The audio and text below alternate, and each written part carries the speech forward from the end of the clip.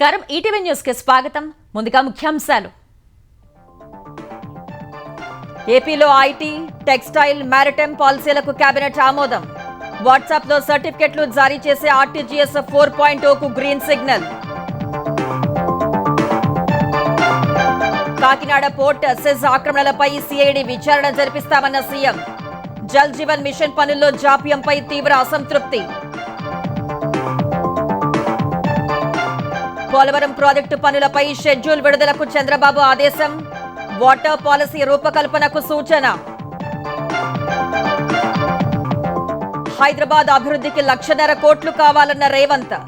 నిధులు ఇస్తే మోదీ, కిషన్ రెడ్డిలను సన్మానిస్తామని ప్రకటన. న్యూయార్క్, టోక్యో తరహాలో ఫ్యూచర్ సిటీ అభివృద్ధి. భూములిచ్చి సహకరించాలని రైతులకు ముఖ్యమంత్రి విజ్ఞప్తి. తెలంగాణలో భవనాలు, లేఅవుట్ల అనుమతులకు కొత్త పాలసీ. బిల్డ్ నౌ ఆన్లైన్ విధానాన్ని ఆరంభించిన శ్రీధర్ బాబు.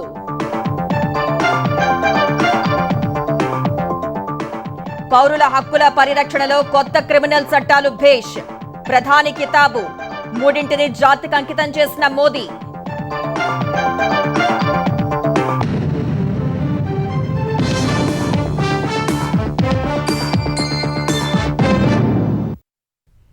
ఆంధ్రప్రదేశ్ సర్వతోముఖాభివృద్ధికి ఉద్దేశించిన ఐటీ, టెక్స్టైల్, మ్యారిటైమ్ పాలసీలకు సీఎం చంద్రబాబు నేతృత్వంలోని మంత్రివర్గం ఆమోద ముద్ర వేసింది. వాట్సాప్లోని సర్టిఫికెట్లు వంటి పౌర సేవల్ని వేగంగా అందించేందుకు ఆర్టీజీఎస్ 4.0 కు పచ్చజెండా ఊపింది. మాజీ సీఎం జగన్ నియోజకవర్గం సహా 3 చోట్ల ఆగిపోయిన తాగునీటి ప్రాజెక్టుల నిర్మాణం పూర్తికి మార్గం సుగమం చేసింది.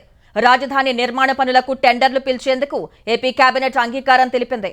వైసీపీ ప్రభుత్వం రాజధాని పనుల్ని ఆపేసినందున ఇప్పుడు 30% పైగా అదనపు భారం పడుతోందని ప్రభుత్వం తేల్చింది. సచివాలయంలో ముఖ్యమంత్రి చంద్రబాబు నేతృత్వంలో సమావేశమైన ఆంధ్రప్రదేశ్ మంత్రివర్గం ఐటీ, గ్లోబల్ క్యాపబిలిటీ సెంటర్స్ పాలసీకి ఆమోదం తెలిపింది. ఈ పాలసీ కింద వర్కింగ్ స్పేస్, కోవర్కింగ్ స్పేస్ అభివృద్ధి చేసే వారికి సీట్ల సామర్థ్యాన్ని బట్టి రాయితీలు, ప్రోత్సాహకాలు ఇచ్చేందుకు అంగీకరించింది. కోవర్కింగ్ స్టేషన్లతో పాటు మాల్స్, వాణిజ్య కేంద్రాలు ఒకే చోట ఏర్పాటు చేయాలని నిర్ణయించింది. ఏపీ గార్మెంట్స్ అపెరల్ పాలసీ 2024-29కి కేబినెట్ ఆమోదముద్ర వేసింది. 10,000 కోట్ల పెట్టుబడులు సాధించడం, $1 బిలియన్ ఎగుమతి చేయడం, 5 టెక్స్టైల్ పార్కుల ఏర్పాటు ఈ పాలసీ లక్ష్యం. గార్మెంట్స్ అపెరల్ పాలసీ కింద పెట్టుబడులు పెట్టే వారికి కేటగిరీల వారీగా ప్రోత్సాహకాలు ఇచ్చేందుకు మంత్రివర్గం ఆమోదం తెలిపింది. విద్యుత్ యూనిట్ కు 2 చొప్పున ఇవ్వనుంది. ఏపీ మారిటైమ్ పాలసీకి మంత్రివర్గం ఆమోదం తెలిపింది. Ship building, mega ship yard నిర్మాణానికి యత్నించాలని నిర్ణయించింది. 3 తాగునీటి ప్రాజెక్టులు పూర్తి చేసేందుకు ధరల సర్దుబాటుకు ఆమోదం తెలిపింది.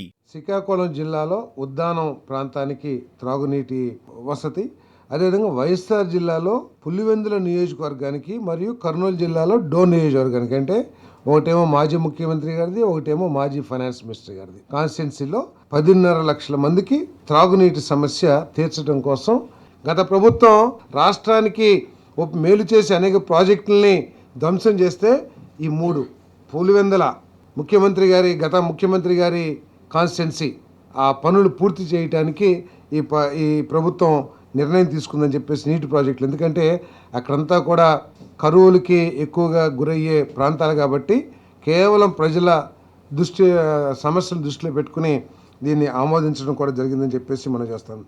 ప్రధానమంత్రి ఆవాస్ యోజన కింద పట్టణ ప్రాంతాల్లో 6.41 లక్షల ఇళ్లు, గ్రామీణ ప్రాంతాల్లో 1.90 లక్షల ఇళ్ల నిర్మాణం కోసం ఆంధ్రప్రదేశ్ మంత్రివర్గం ఆమోదం తెలిపింది. 2024-29 స్పోర్ట్స్ పాలసీలో మార్పులు, Ayurveda, homeopathy medical practitioner registration చట్ట సవరణలకు అంగీకరించింది. ఏపీ పర్యాటక పాలసీ 2024-29కి పచ్చజెండా ఊపింది. ఈవీ పాలసీకి ఆమోదముద్ర వేసింది. రియల్ టైమ్ గవర్నెన్స్ 4.0 అమలుకు ఆమోదం తెలిపింది. పౌర సేవలను సులభతరం చేయటం, పాలనలో వేగం పెంచడమే లక్ష్యంతో రియల్ టైమ్ గవర్నెన్స్ 4.0 అమలు చేయడానికి ప్రతిపాదించడం జరిగింది. అంటే దీంట్లో ఏంటంటే రేపు నుంచి ఈ వాట్సాప్ ద్వారానే అన్ని సర్టిఫికేట్స్, మీ డెత్ సర్టిఫికేట్ కానివ్వండి, డేట్ ఆఫ్ బర్త్ సర్టిఫికేట్ కానివ్వండి, మార్క్స్ మెమో కానివ్వండి, అనేక సేవల్ని ఈ వాట్సాప్ ద్వారానే చేయటానికి కూడా చర్యలు తీసుకోబోతున్నామని చెప్పేసి నేను మనవి చేస్తా ఉన్నాను. అమరావతిలో ట్రంక్ రోడ్డులు, భవనాల నిర్మాణానికి సిఆర్డీఏ అథారిటీ ఆమోదించి పంపిన ప్రతిపాదనలకు మంత్రివర్గం ఆమోదం తెలిపింది. గతంలో 3 ముక్కలాటాడి రాజధానిలో పనులు నిలిపివేసినందున ధరలు పెరిగి రాజధాని నిర్మాణంపై 30% అదనపు భారం పడుతుందని ఆంధ్రప్రదేశ్ పురపాలక శాఖ మంత్రి నారాయణ చెప్పారు. అంటే డ్యామేజ్ జరిగింది. వాడు చేసిన రోడ్లు అట్నే వదిలేశారు. కొందరు రోడ్లు తవ్వుకొని మెటల్ కూడా తీసుకుపోయారు. అపార్ట్మెంట్ కట్టి దాంట్లో కొన్ని డోర్స్ అవి కూడా తీసుకుపోయారు. ఇవన్నీ ఏసీలు తీసుకుపోయారు. ఇవన్నీ ఎస్టిమేషన్ వేస్తే 286,78,00,000 డ్యామేజ్ జరిగింది. జిఎస్టీ పెరిగింది. 2014-19లో పిలిచిన టెండర్లలో ఇంతవరకు మిగిలింది 7,391,65,00,000. దానికి ఇప్పుడు టెండర్లు పిలిస్తే అడిషనల్గా 2,507,42,00,000 రేట్లు పెరిగినందువల్ల పెరిగింది. రేట్లు అది 33.92%. టోటల్ అప్పుడు యాక్చువల్గా మనం 41,000 కోట్లకి యాక్చువల్గా చేసాము. ఇప్పుడు మరొక 30% దానికి ఎక్స్ట్రా అవుతుంది. మంత్రివర్గ సమావేశం సందర్భంగా జల్ జీవన్ మిషన్ సక్రమ వినియోగంలో జాప్యంపై ముఖ్యమంత్రి చంద్రబాబు తీవ్ర అసంతృప్తి వ్యక్తం చేశారు. ఈ ప్రాజెక్టును సద్వినియోగం చేసుకోవట్లేదని, ఢిల్లీలోనూ టాక్ ఉందని పవన్ కళ్యాణ్ తెలిపారు. బ్యూరోక్రసీ ఆలస్యం వల్లే మంచి పథకం సద్వినియోగం కావట్లేదని ముఖ్యమంత్రి ఆగ్రహం వ్యక్తం చేశారు. మిషన్ మోడ్లో పనిచేస్తే జల్ జీవన్ పథకం అద్భుత ఫలితాలనిస్తుందని మంత్రి లోకేష్ సూచించారు. మంత్రుల విజిబిలిటీ పెరగాలని చంద్రబాబు దిశానిర్దేశం చేశారు. డిసెంబర్ 12 నాటికి ప్రభుత్వం ఏర్పడి 6 నెలలు పూర్తవుతున్నందున ఎవరేం చేశారో సమగ్ర నివేదిక ఇస్తే స్ట్రీమ్ లైన్ చేస్తానని చెప్పారు. లిక్కర్, ఇసుక మాఫియాలను అరికట్టామని, రేషన్ మాఫియాను అరికడుతున్నామన్నారు. డిసెంబర్ 15న పొట్టి శ్రీరాములు ఆత్మార్పణ దినోత్సవం జరపాలని నిర్ణయించారు. కాకినాడ పోర్టు, కాకినాడ సెజ్లను బలవంతంగా లాక్కున్నారని చంద్రబాబు ధ్వజమెత్తారు. కాకినాడ పోర్టు సెజ్ ఆక్రమణపై సిఐడి విచారణ జరిపిద్దామని మంత్రులతో అన్నారు. ఆస్తులను లాగేసుకోవడం రాష్ట్రంలో కొత్త ట్రెండ్ అయిందన్నారు. తప్పులు చేసిన జగన్ ఇప్పుడు ప్రభుత్వంపై అరుస్తున్నారని చంద్రబాబు విమర్శించారు. వరద ద్వారా వచ్చే ప్రతి నీటి బొట్టును ఒడిసిపట్టి కరువు లేకుండా చేసే వాటర్ పాలసీ రూపొందించాలని ముఖ్యమంత్రి చంద్రబాబు అధికారులను ఆదేశించారు. పోలవరం ప్రాజెక్టు హంద్రీనీవా వాటర్ పాలసీపై చంద్రబాబు సమీక్ష నిర్వహించారు. ఈ నెల 2వ వారంలో పోలవరం ప్రాజెక్టును సందర్శించనున్న సీఎం అక్కడే ప్రాజెక్టు పూర్తికి షెడ్యూల్ ప్రకటించాలని నిర్ణయించారు. పోలవరం పునరావాస పనులు కూడా త్వరలో చేపడతామని వివరించారు. రాయలసీమ సాగు, తాగునీరు అందించే హంద్రీనీవా కాలువ సామర్థ్యం పెంచే పనులు త్వరలో ప్రారంభిస్తామన్నారు. చింతలపూడి ఎత్తిపోతలకు కావాల్సిన అనుమతులు వచ్చేలా చర్యలు తీసుకోవాలని సీఎం ఆదేశించినట్లు మంత్రి నిమ్మల రామానాయుడు సమీక్ష తర్వాత చెప్పారు. వెలిగొండ ప్రాజెక్టు పనులు వేగవంతం సహా గోదావరి పెన్నా అనుసంధానం పైన చంద్రబాబు సూచనలు చేసినట్లు మంత్రి వివరించారు. ప్రతి నీటి బొట్టుని కూడా ఒడిసిబట్టి ఆఖరి ఎకరం వరకు తీసుకెళ్లేటువంటి విధంగా మన యాక్షన్ ప్లాన్ ఉండాలి. అదే వాటర్ పాలసీ అని చాలా క్లియర్గా ఆయనంతా కూడా ఇన్స్ట్రక్షన్స్ ఇవ్వడం జరిగింది. ఏదైతే ఈవేళ గోదావరి వరద నీటిని ఇటు కృష్ణా నుంచి అటు బనకచర్లకు తీసుకెళ్లడం ద్వారా అది 70,000 కోట్లైనా 1,00,000 కోట్లైనా ఆంధ్రప్రదేశ్ రాష్ట్రాన్నే మార్చేసేటువంటి ప్రాజెక్టు, భవిష్యత్తు మీద మంచి ప్రభావాన్ని ఇచ్చేటువంటి ప్రాజెక్టు. కాబట్టి దాన్ని కూడా 2-3 ఏజెన్సీల ద్వారా సర్వే చేయండి. బాగా తక్కువ ఖర్చుతోటి ఎక్కువ ఆయకట్టుకి నీరు అందిస్తామో ఆ రకంగా ఒక యాక్షన్ ప్లాన్ కూడా తీసుకోండి అని చెప్పేసి కూడా మరి చంద్రబాబు నాయుడు గారు ఆదేశాలు ఇవ్వడం జరిగింది. ఆంధ్రప్రదేశ్లో ధాన్యం సేకరణపై మాజీ ముఖ్యమంత్రి జగన్ చేసిన విమర్శలను ఏపీ పౌర సరఫరాల శాఖ మంత్రి నాదెండ్ల మనోహర్ కొట్టిపారేశారు. వాస్తవాలు చెప్పే లెక్కలు ఓసారి కళ్లారా చూస్తే వైసీపీ హయాంలో చేసిన నిర్వాకం తెలుస్తుందని సామాజిక మాధ్యమం ఎక్స్లో పోస్ట్ చేశారు.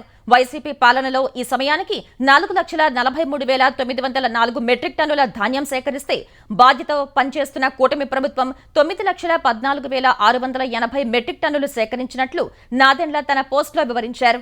ఇప్పటి వరకు సేకరించిన ధాన్యానికి 24 గంటల్లోనే రైతుల ఖాతాల్లోకి డబ్బులు వేసినట్లు గుర్తు చేశారు. కూటమి ప్రభుత్వం ఎప్పటికీ రైతుకి అండగా నిలుస్తుందని నాదెండ్ల స్పష్టం చేశారు. తెలంగాణ, హైదరాబాద్ అభివృద్ధి కోసం కేంద్ర మంత్రి కిషన్ రెడ్డి 1,50,000 కోట్ల రూపాయల నిధులు తీసుకువస్తే 10 లక్షల మందితో పరేడ్ గ్రౌండ్ లో సన్మానం చేస్తామని ముఖ్యమంత్రి రేవంత్ రెడ్డి చెప్పారు. కిషన్ రెడ్డి నిధులు తెస్తారో గుజరాత్ కు వలసపోతారో చెప్పాలని సవాల్ విసిరారు. అడ్డగోలు తప్పులు, కొండంత అప్పులు చేసిన బీఆర్ఎస్ గురించి చెప్పుకోవాల్సింది ఏమీ లేదని రేవంత్ ఎద్దేవా చేశారు. హైదరాబాద్ నగర అభివృద్ధి కోసం మంత్రులు Bhatti, Sridhar Babu, పొన్నంలతో cabinet sub committee వేస్తున్నట్లు ప్రకటించారు.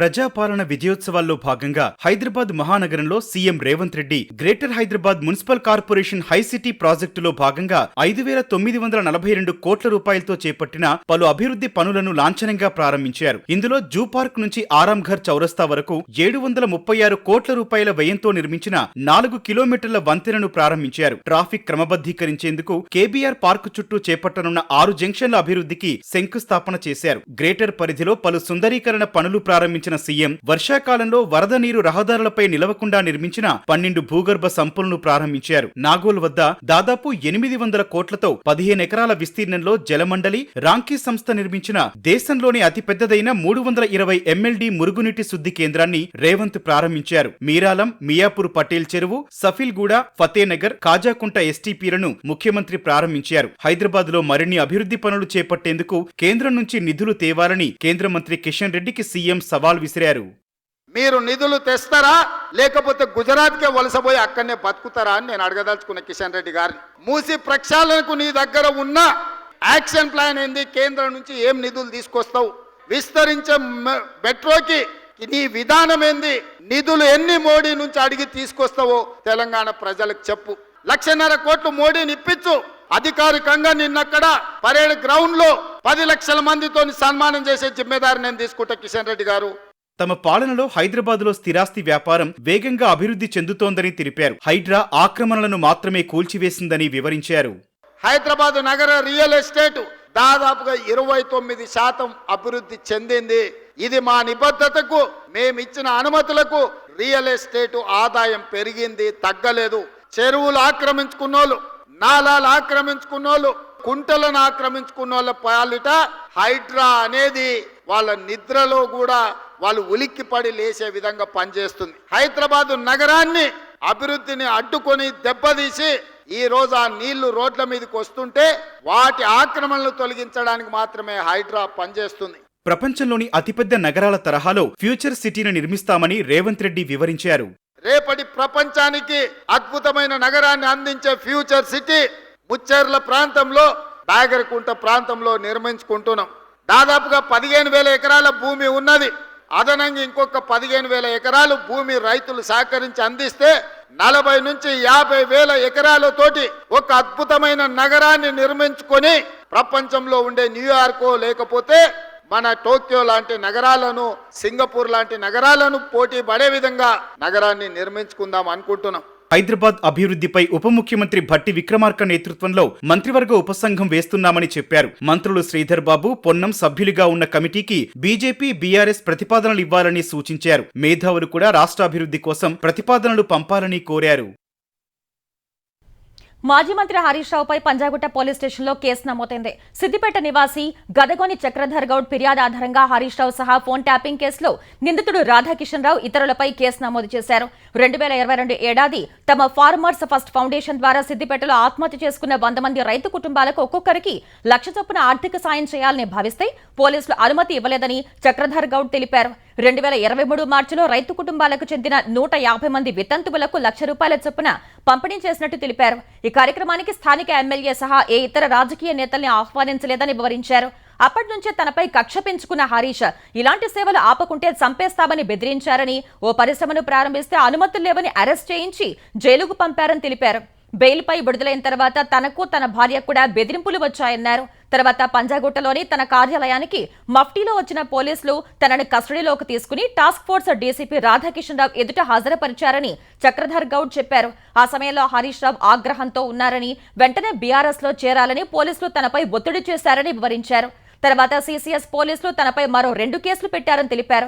తన ఫోన్ ట్యాప్ చేయడం సహా బెదిరింపులకు పాల్పడినందుకు హరీష్ రావు, రాధాకిషన్ రావులపై చర్యలు తీసుకోవాలని చక్రధర్ ఫిర్యాదు చేయగా కేసు నమోదు చేసిన పంజాగుట్ట పోలీసులు దర్యాప్తు చేపట్టారు. కాంగ్రెస్ సర్కార్ అన్యాయాలను నిలదీస్తున్నందుకు, ప్రజల పక్షాన ప్రశ్నిస్తున్నందునే తనపై ముఖ్యమంత్రి రేవంత్ రెడ్డి అక్రమ కేసులు బనాయిస్తున్నారని సిద్దిపేట ఎమ్మెల్యే హరీష్ రావు ఆరోపించారు. సీఎంకు చేతనైంది తప్పు చేసి దబాయించడం, తప్పుడు కేసులు బనాయించడమేనని విమర్శించారు. యాదగిరిగుట్టలో బేగం బజార్ పోలీస్ స్టేషన్లో, సైబర్ క్రైమ్ పోలీస్ స్టేషన్లో, మానకొండూరులో తనపై కేసులు పెట్టారని మండిపడ్డారు. ముఖ్యమంత్రిని ప్రజాక్షేత్రంలో నిలదీసినందుకు ఇవాళ పంజాగుట్ట స్టేషన్లో మరో తప్పుడు కేసు పెట్టించారని దుయ్యబట్టారు. ప్రజాకోర్టులో ప్రజా తీర్పుతో సీఎంకు శిక్ష పడేంత వరకు 1,00,000 తప్పుడు కేసులు పెట్టించినా ప్రజల పక్షాన ప్రశ్నించడాన్ని ఆపుపోనని హరీష్ రావు స్పష్టం చేశారు. 10 ఏళ్లలో తెలంగాణను అన్ని విధాలా ధ్వంసం చేసిన బీఆర్ఎస్ నేతలు ప్రస్తుత ప్రజాపాలనను విమర్శిస్తున్నారని మంత్రులు జూపల్లి కృష్ణారావు, పొన్నం ప్రభాకర్ అన్నారు. హైదరాబాద్ బషీర్బాగ్ ప్రెస్ క్లబ్లో తెలంగాణ యూత్ డే సదస్సుకు హాజరైన మంత్రులు 10 ఏళ్లు కేసీఆర్ బాధ్యతారాహిత్యంగా పరిపాలన చేశారని విమర్శించారు. ఉద్యమంలో కేసుల పాలై ఇబ్బంది పడుతున్న వారికి, అమరుల కుటుంబాలకు 250 గజాల స్థలం ఇప్పించే అంశంపై సీఎం రేవంత్ రెడ్డిని ఒప్పిస్తామని మంత్రి పొన్నం ప్రభాకర్ తెలిపారు. ఓట్ల కోసం రైతు బంధు ఇచ్చిన ఘనత కేసీఆర్కే దక్కుతుందని మంత్రి జూపల్లి కృష్ణారావు ధ్వజమెత్తారు. ఒక ముఖ్యమంత్రి అంటే రాష్ట్రానికి ఒక ధర్మకర్తలాగా కస్టోడియన్, అది మర్చిపోయి నేను నాది నా ఇష్టమైన పద్ధతిలో ఆఖరికి 2023 ఎన్నికల ముందు రైతు భరోసా ఇచ్చి ఓట్ల కోసము అక్షయ పాత్ర లాంటి రింగు రోడ్డులు కూడా 7,000 కోట్ల రూపాయలకు 30 సంవత్సరాలకు అమ్మిపడేషన్. అంటే మళ్ళా ఏమైనా మీరు ఇస్తలేరు ఇంకా రైతు భరోసా మాట్లాడుతున్నాం. ఒక విషయం మాత్రం ఆనాడు ఉన్నటువంటి నిర్బంధాలు లేవు. మంత్రిగా చెప్తా ఉన్నా, ఆనాడు కూడా మేము కలవాలంటే మాకే అపార్ట్మెంట్స్ లేకపోయేది.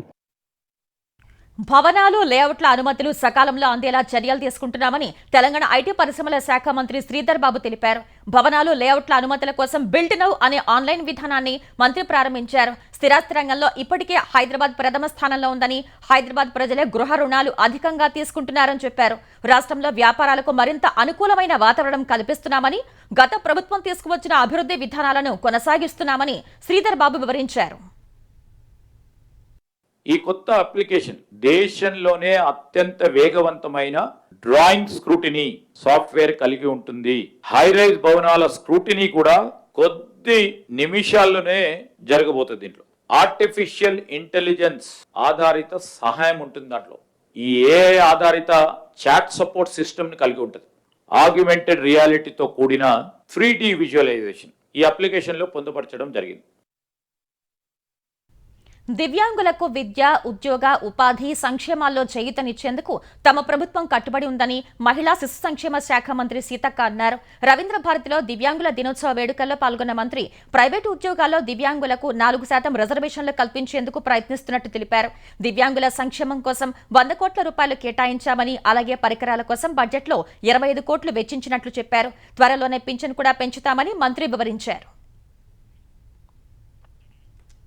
ములుగు జిల్లా ఏటూరు నాగారం మండలం చెల్పాక అడవుల్లో జరిగిన కాల్పుల్లో మృతి చెందిన మావోయిస్టు మల్లయ్య మృతదేహం గురువారం వరకు భద్రపరచాలని హైకోర్టు పోలీసులను ఆదేశించింది. మిగతా మృతదేహాలపై ఎలాంటి అభ్యంతరాలు లేకుంటే కుటుంబ సభ్యులకు అప్పచెప్పాలని సూచించింది. మావోయిస్టులు తిన్న ఆహారంలో మత్తు పదార్థాలు కలిపి వాళ్లు స్పృహ కోల్పోయాక అదుపులోకి తీసుకుని చిత్రహింసలకు గురి చేశారని పిటిషనర్ తరపు న్యాయవాది వాదనలు వినిపించారు. తర్వాత వాళ్లను కాల్చి చంపి ఎన్కౌంటర్ గా చిత్రీకరిస్తున్నారని చెప్పారు. మావోయిస్టుల మృతదేహాలపై ఉన్న గాయాలే దీనికి నిదర్శనమన్నారు. హూమింగ్ నిర్వహిస్తున్న పోలీసులపై మావోయిస్టులు కాల్పులు జరపడంతోనే ఎదురు కాల్పులు జరిగాయని ప్రభుత్వ న్యాయవాది కోర్టుకు తెలిపారు. మృతదేహాలకు కాకతీయ మెడికల్ కళాశాలకు చెందిన నిపుణులైన వైద్యుల బృందం పోస్టుమార్టం నిర్వహించిందని చెప్పారు. మృతుడు మల్లయ్య భార్య ఐలమ్మ సమక్షంలోనే పోస్టుమార్టం నిర్వహించామన్నారు. దీనిపై అభ్యంతరం వ్యక్తం చేసిన న్యాయవాది సురేష్ ఐలమ్మను ఆసుపత్రి పరిసరాల్లోకి అనుమతించలేదన్నారు. పోస్టుమార్టంపై అనుమానాలు ఉన్నాయని రీపోస్టుమార్టం నిర్వహించాలని కోరారు. వాదనలు విన్న హైకోర్టు పోస్టుమార్టం నివేదికను సమర్పించాలని ఆదేశిస్తూ తదుపరి విచారణను గురువారానికి వాయిదా వేసింది. రంగారెడ్డి జిల్లా ఇబ్రహీంపట్నం మండలం మాన్యగూడ వద్ద మహిళా కానిస్టేబుల్ నాగమణిని హత్య చేసిన కేసులో పోలీసుల దర్యాప్తు కొనసాగుతోంది. నాగమణిని హత్య చేసిన ఆమె తమ్ముడు పరమేష్ ను పోలీసులు అరెస్ట్ చేసి రిమాండ్ కు తరలించారు. నాగమణిని హత్య చేసిన తర్వాత పరారైన పరమేష్ ను పొలకపల్లి గ్రామ సమీపంలో అదుపులోకి తీసుకుని రిమాండ్ కు తరలించారు. నిందితుడి నుంచి హత్యకు వినియోగించిన కత్తి, మహేంద్ర ఎక్స్యూవీ వాహనం, ఫోన్ స్వాధీనం చేసుకున్నట్లు పోలీసులు తెలిపారు. పరువు హత్య, ఆస్తి వివాదం కోణంలో విచారణ చేస్తున్నట్టు తెలిపారు. పరమేష్ కు సహకరించిన నిందితుల కోసం 3 బృందాలతో ఇబ్రహీంపట్నం పోలీసులు గాలిస్తున్నారు. మాజీ మంత్రి వివేకానంద రెడ్డి హత్య కేసులో ఆయన పిఏ కృష్ణారెడ్డి ఇచ్చిన ఫిర్యాదుపై పోలీసులు మళ్లీ దర్యాప్తు చేపట్టారు. కృష్ణారెడ్డి ఫిర్యాదు ఆధారంగా గత ఏడాది డిసెంబర్ 15న వివేకానంద రెడ్డి కుమార్తె నర్రెడ్డి సునీత, ఆమె భర్త రాజశేఖర్ రెడ్డి, సిబిఐ ఎస్పీ రామ్ సింగ్ పై పులివెందుల పోలీసులు కేసు నమోదు చేశారు. ఈ కేసును తిరిగి విచారణ చేయాలని ఏపీ సర్కార్ ఆదేశించగా పులివెందుల పోలీసులు మళ్లీ విచారణ చేపట్టారు. ఈ నెల 5న విచారణకు రావాలని పులివెందుల డీఎస్పీ మురళీనాయక్ సిఆర్పీసీ 160 కింద 10 మందికి నోటీసులు జారీ చేశారు. ఈ 10 మందిలో YS Manohar Reddy, YS Abhishek Reddy, EC Surendranath Reddy, YSR trust chairman Janardhan Reddy, న్యాయవాది ఓబుల్ రెడ్డి ఉన్నారు. మరో 5 సాక్షులకు పోలీసులు నోటీసులు ఇచ్చారు. ఏజెంట్ల చేతిలో మోసపోయి సౌదీ అరేబియాలో చిక్కుకుపోయిన 16 మంది శ్రీకాకుళం జిల్లాకు చెందిన యువకుల్ని తిరిగి స్వస్థలాలకు రప్పిస్తామని ఆంధ్రప్రదేశ్ వ్యవసాయ శాఖ మంత్రి అచ్చెన్నాయుడు చెప్పారు. కేంద్ర మంత్రి రామ్మోహన్ నాయుడు సీఎం చంద్రబాబుతో ఈ అంశంపై చర్చించి తక్షణమే చర్యలు తీసుకుంటామని అచ్చెన్న తెలిపారు. ఉత్తరాంధ్ర జిల్లాల్లో యువతకు ఉపాధి అవకాశాలు మెరుగుపరిచేందుకు ప్రత్యేకంగా కృషి చేస్తామని హామీ ఇచ్చారు. హైదరాబాద్ ఫిలిం నగర్లో నివాసం ఉండే విజయలక్ష్మి అమరావతి నిర్మాణం కోసం ₹1 కోటి విరాళం అందించారు. కృష్ణా జిల్లా ఉంగుటూరు మండలం ఇందుపల్లికి చెందిన కోగంటి ఇంద్రాదేవి కుమార్తె విజయలక్ష్మి సచివాలయంలో ముఖ్యమంత్రి చంద్రబాబును కలిసి ₹1 కోటి చెక్కుని అందజేశారు. అమరావతి నిర్మాణంలో తాము కూడా భాగస్వాములం కావాలని ఈ విరాళం ఇచ్చినట్లు చెప్పారు. తమ తల్లి ఇంద్రాదేవి కోరిక నెరవేర్చేందుకు హైదరాబాద్లో ఉన్న స్థలం అమ్మి విరాళం ఇస్తున్నట్లు విజయలక్ష్మి చెప్పారు. విజయలక్ష్మిని ముఖ్యమంత్రి చంద్రబాబు ప్రశంసలతో ముంచెత్తారు. దక్షిణ కొరియా అధ్యక్షుడు యూన్ సుక్ యోల్ కీలక నిర్ణయం తీసుకున్నారు. ప్రతిపక్షాలు దేశ వ్యతిరేక కార్యకలాపాలకు పాల్పడుతున్నాయని ఆరోపించిన ఆయన ఎమర్జెన్సీ మార్షల్ లా విధించారు. ఈ మేరకు ప్రసార మాధ్యమాల ద్వారా ప్రకటన విడుదల చేశారు. పొరుగు దేశం ఉత్తర కొరియాకు అనుకూలంగా పార్లమెంట్ను కట్టడి చేసేందుకు ప్రతిపక్షాలు ప్రయత్నిస్తున్నాయని, అందుకే అత్యవసర పరిస్థితి విధించాల్సి వస్తోందని యూన్ సుక్ యోల్ తన ప్రకటనలో పేర్కొన్నారు. దేశంలో తీసుకువచ్చిన కొత్త క్రిమినల్ చట్టాలు పౌరుల హక్కుల పరిరక్షణలో అత్యంత ప్రభావవంతంగా పనిచేస్తున్నాయని ప్రధాని నరేంద్ర మోదీ అన్నారు. 3 చట్టాలను దేశంలో 100% అమలు చేసిన తొలి అడ్మినిస్ట్రేటివ్ యూనిట్గా నిలిచిన చండీగఢ్లో పర్యటించిన ప్రధాని 3 కొత్త చట్టాలను జాతికి అంకితం చేశారు. కొత్త చట్టాల ప్రకారం పోలీసులు నేర దర్యాప్తులోని వివిధ దశల్ని అనుకరించే విధానాలపై ప్రదర్శనను కేంద్ర హోంమంత్రి అమిత్ షాతో కలిసి ప్రధాని వీక్షించారు. పౌరులందరి ప్రయోజనాల కోసం రాజ్యాంగంలో పొందుపరిచిన ఆదర్శాలను సాకారం చేసే దిశగా కొత్త చట్టాలు ముందడుగు వేస్తున్నాయని ప్రధాని వివరించారు. డిజిటల్ సాక్ష్యాలు, సాంకేతికత ఏకీకరణకు అవకాశం కల్పిస్తున్న కొత్త చట్టాలతో ఉగ్రవాదంపై పోరాటం చేసేందుకు బలం చేకూరుతుందని వివరించారు. అదానీపై అమెరికాలో నమోదైన కేసు విషయమై సంయుక్త పార్లమెంటరీ సంఘం జేపీసీతో దర్యాప్తు చేయాలని డిమాండ్ చేస్తూ పార్లమెంట్ ఆవరణలో విపక్షాలు ఆందోళన చేశాయి. కాంగ్రెస్, ఆప్, ఆర్జేడీ, శివసేన ఉద్ధవ్ వర్గం, డీఎంకే, వామపక్ష పార్టీల ఎంపీలు ఈ ఆందోళనలో పాల్గొన్నారు. పార్లమెంటు మకరద్వారం వద్ద జరిగిన నిరసనలో లోక్సభలో ప్రతిపక్ష నేత రాహుల్ గాంధీ, ఆప్ ఎంపీ సంజయ్ సింగ్, ఆర్జేడీ ఎంపీ మిసా భారతి, శివసేన ఉద్ధవ్ వర్గం ఎంపీ అరవింద్ సావంత్ తదితరులు పాల్గొన్నారు. భారత అమ్ముల పొదిలోకి సరికొత్త అస్త్రం చేరింది. ఆత్మావతి డ్రోన్ గా పిలిచే నాగాస్త్ర-1 సైన్యానికి అందుబాటులోకి వచ్చింది. రాత్రి వేళల్లో కూడా ఖచ్చితమైన దాడులు జరిపే 480 నాగాస్త్ర-1 లోటరింగ్ ఆయుధాలు భారత సైన్యంలోకి చేరాయి. మహారాష్ట్ర నాగ్పూర్లోని సోలార్ ఇండస్ట్రీస్ ఈ అస్త్రాలను అభివృద్ధి చేసింది.